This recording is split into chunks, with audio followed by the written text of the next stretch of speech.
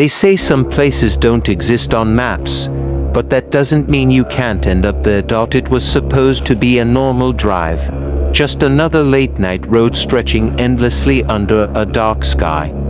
The kind of road where the silence feels heavier than the air itself, and the only sound is the low hum of your engine and the occasional whisper of wind brushing past your windows.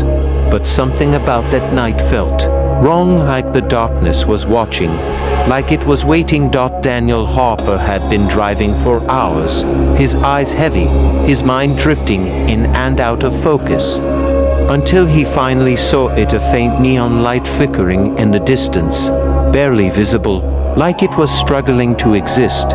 And as he got closer, the shape of a motel slowly emerged from the darkness, old and lifeless, standing alone in the middle of nowhere, with a broken sign that read Eclipse Motel, though half the letters were dead, making it look like ECL. Mott. He hesitated for a moment, something deep inside him telling him to keep driving, to ignore the place and move on.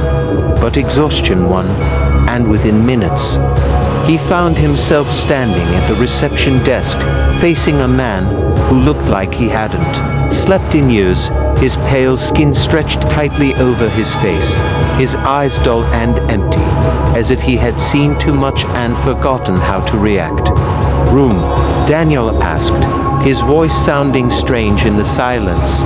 The man didn't respond immediately, just stared at him, and blinking, before slowly reaching for a key hanging behind him and placing it on the counter with a quiet, metallic sound that echoed louder than it should have. "Room 12, the man said, his voice dry and distant, almost like it was coming from somewhere else. "Do not leave your room after midnight." Daniel let out a small laugh, assuming it was some kind of joke, but the man didn't smile, didn't react, didn't even blink, and for a moment, the air between them felt cold enough to freeze. "Right," Daniel muttered, grabbing the key and heading toward his room, trying to ignore the strange feeling crawling under his skin. The hallway was long and narrow, the lights above flickering softly, casting moving shadows along the walls that seemed to stretch and twist as he walked past them, and the doors, they were all closed, all silent, but there was something about them that felt wrong, like they were hiding something, like something was hiding behind them.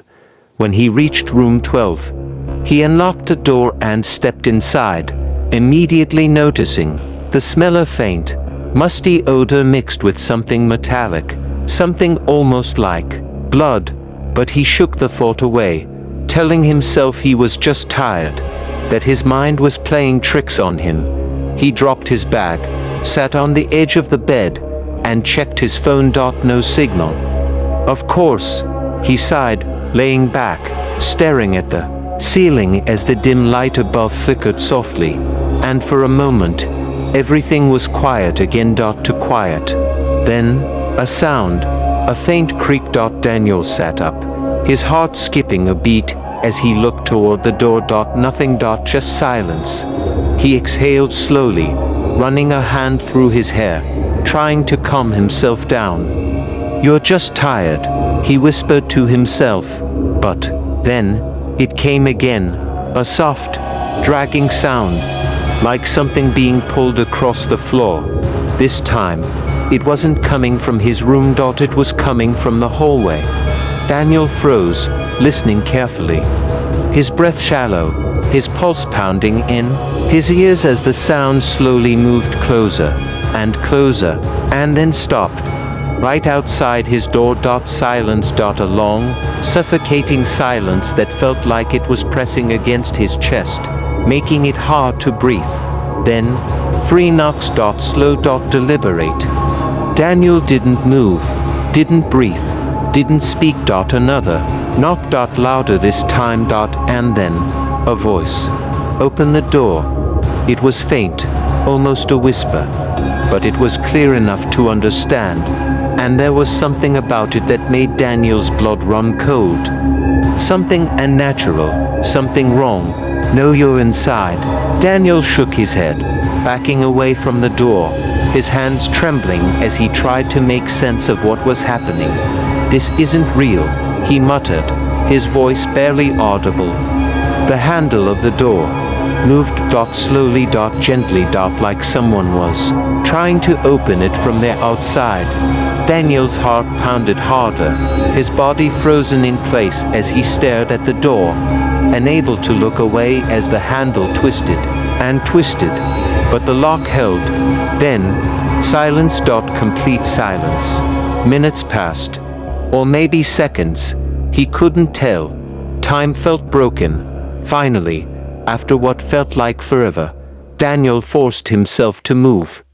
Slowly stepping toward the door, his hand shaking as he reached for the handle.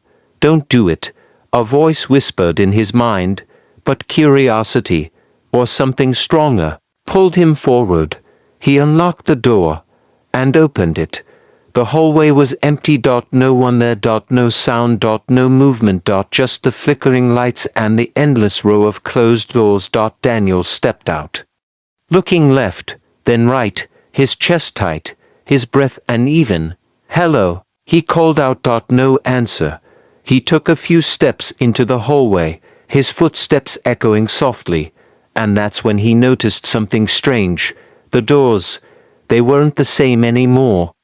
The numbers had changed. Room 12 was gone. In its place was room 13.